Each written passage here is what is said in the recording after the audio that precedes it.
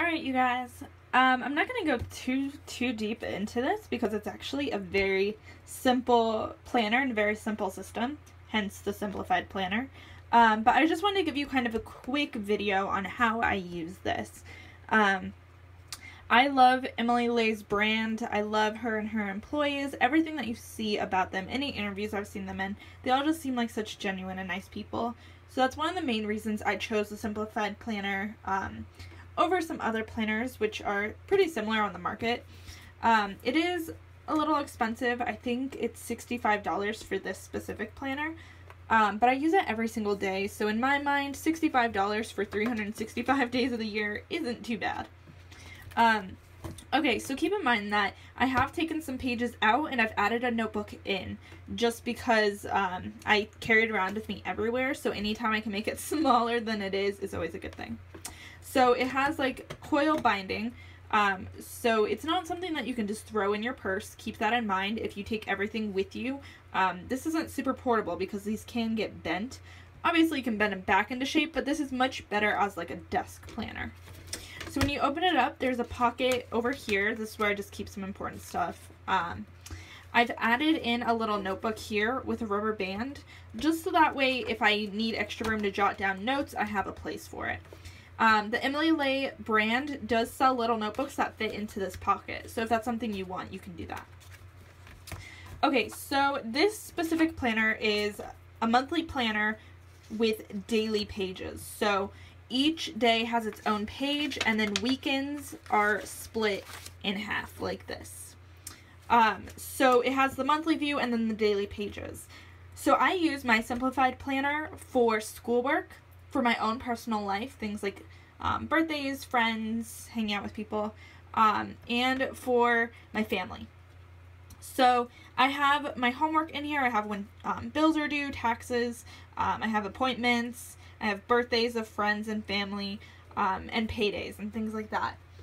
Let me grab last month's. So here's what last month's calendar looks like. As you can see, I just took it out of the binding. So I don't fill this up super full.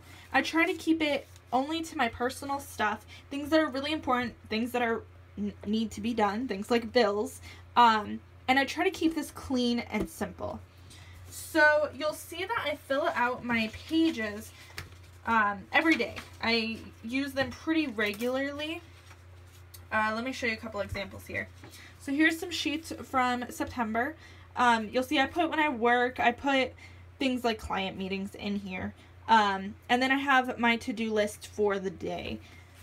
Now, even though I will write certain events like client meetings in here, I don't typically use this for business. I use it for my personal stuff. And the reason for that is because I like to kind of keep things separate.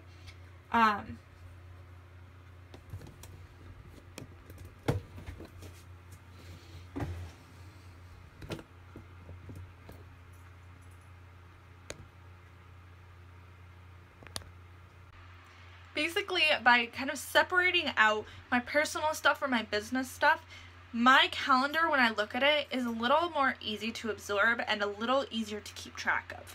If I had all of my schoolwork, all of my appointments, all of my client meetings, all of my blog posts, all my client work, all in one planner, it's very hard to look at, and it feels very overwhelming to look at every single day.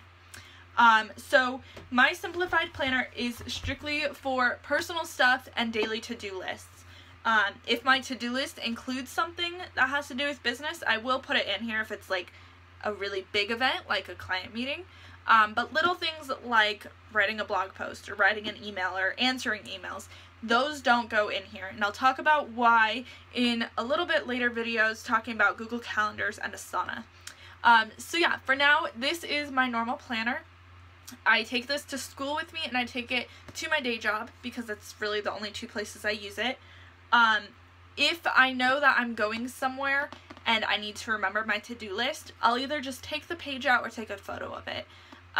I really like paper planners. I really like writing things down. I'm a huge journal person, so having an actual paper planner is something that I kind of need to have. Writing down those important tasks on my to-do list it like kind of is a good start to my day. When I have everything laid out in front of me, it helps me stay more organized throughout the day. If you're not a huge paper planner person, or if you don't feel like you would ever use it, that's fine. Cut this part out of your plan. I just want to kind of show you mine so you can kind of understand where that organization is.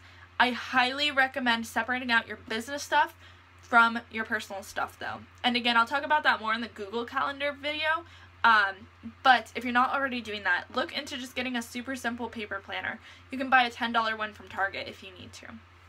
Alright, so that is the Emily Blade Planner. If you guys have questions about it, let me know. I'll link down to their brand website if you're interested in looking at it.